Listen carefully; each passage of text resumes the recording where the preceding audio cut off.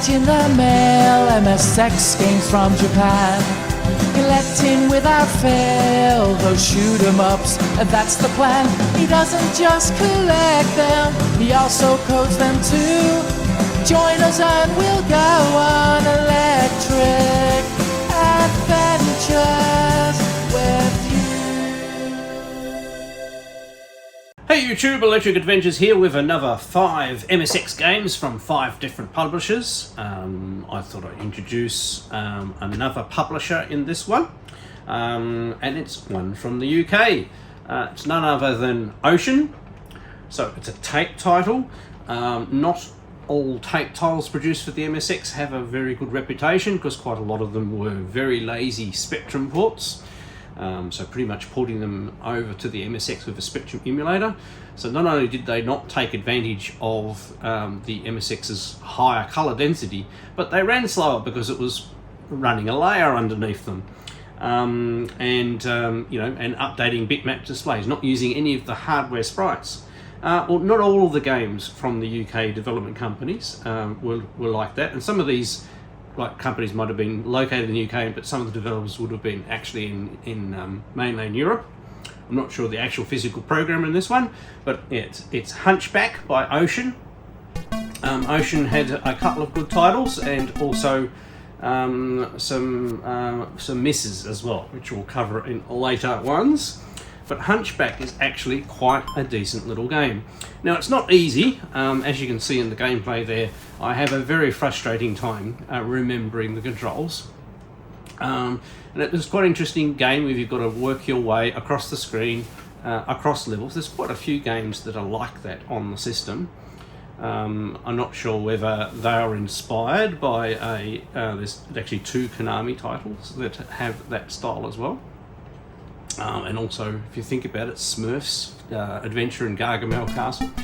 But anyway, you progress across screen at a time, go past hazards, and gradually make your way to the castle.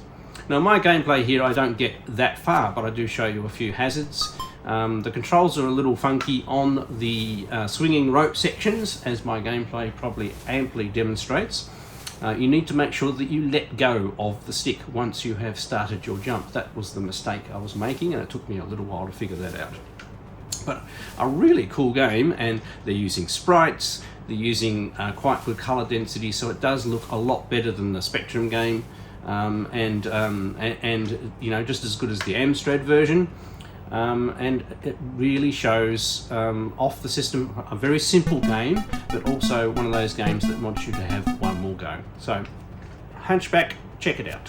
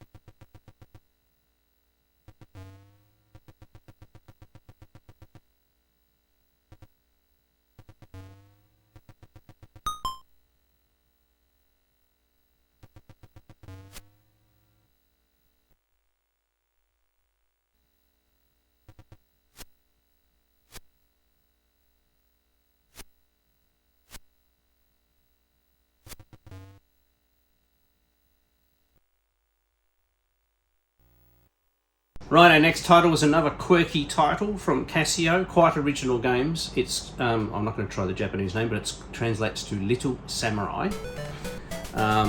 It's a side-scrolling game where you as a little samurai need to make your way down the river, getting past various hazards, jumping over logs, and collecting as many pufferfish, I think they are, as you go, and then finally making it to a castle and then confronting a boss. I haven't had this game that long. This is a reasonably recent addition to my collection. As you can see, it's in really good condition too. A very obscure game, so I haven't played it a lot, as my gameplay probably shows. But I do make it to the main boss die. So it's got, as you can see, it's got quite a fair bit to the game to figure out, and it's quite an interesting little quirky game.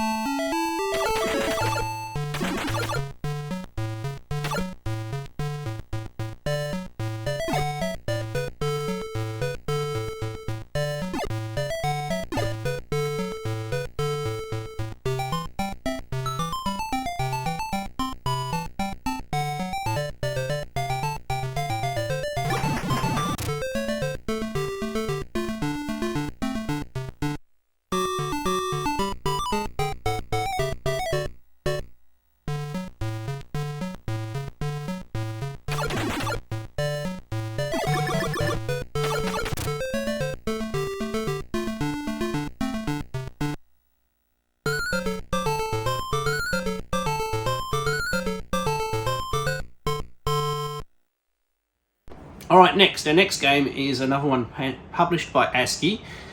It's also in the Panasonic cases, which are the larger cases. I quite like these cases, and it's called Highway Star. Now this harks back, it's very similar in gameplay to Rally X, the arcade game, but it does have a lot of differences. On the scanner you can only see the flags that you're after. You can't see any of the other items, which are money bags and little fuel canisters. There are a few fuel stations that you can go and fuel up. You only have a small window, so you have to have fairly fast reactions, and the bad guys are pretty aggressive. So you need to memorize the maze very quickly and get into it. But it's not a bad little game. It's quite colourful. Obviously doesn't scroll as smoothly as the Rally X port from Namcot, but still quite a decent game. I'm lucky to have a very good condition in the Panasonic box. A lot of ASCII titles were published in these larger boxes in Europe and the smaller boxes in Japan, and there is another box size as well. But these ones I like them because they've got hard covers, and I'm lucky to have most of them. So a curious little game if you like car maze games that's worth playing.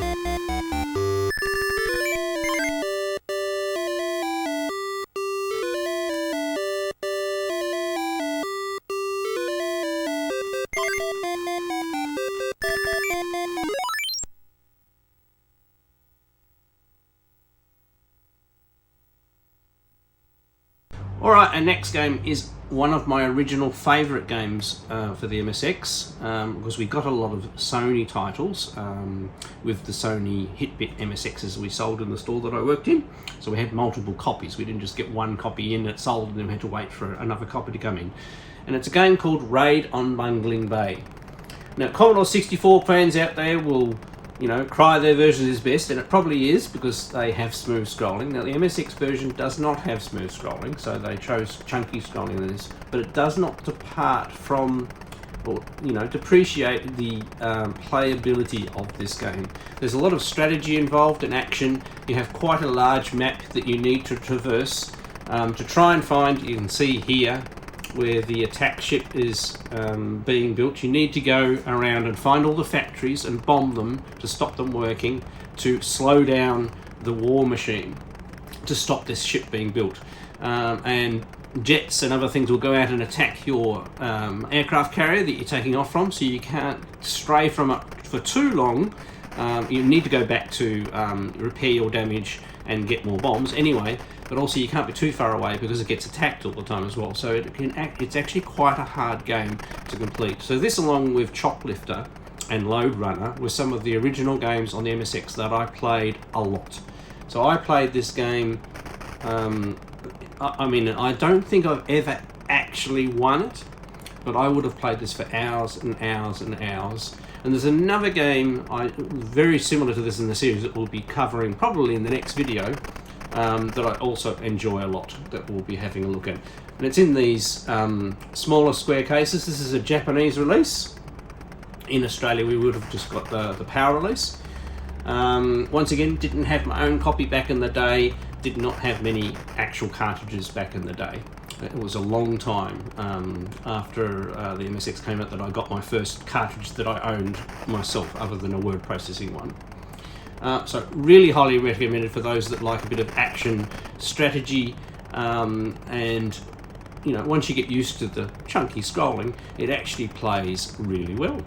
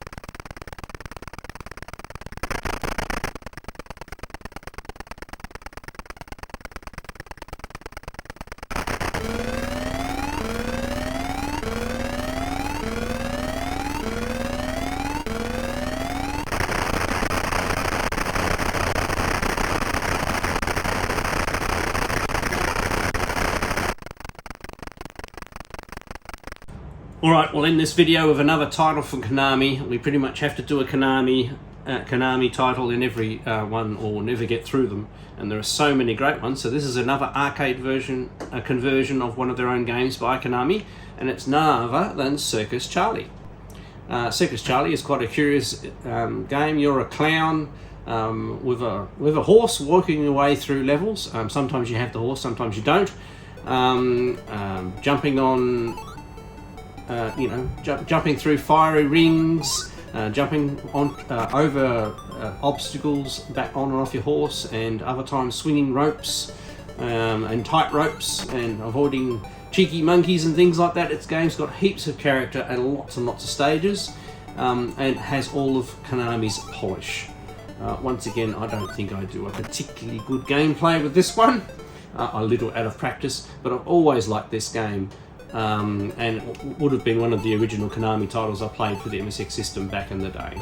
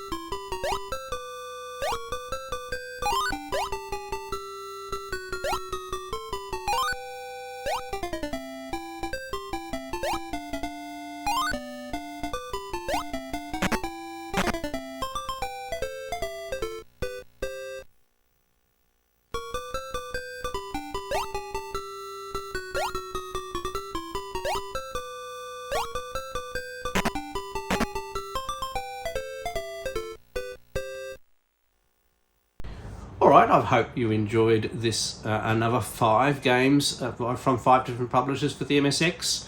We're 9 videos in, so that's 45 titles we've covered, yeah? So we are not even 10% into my physical collection.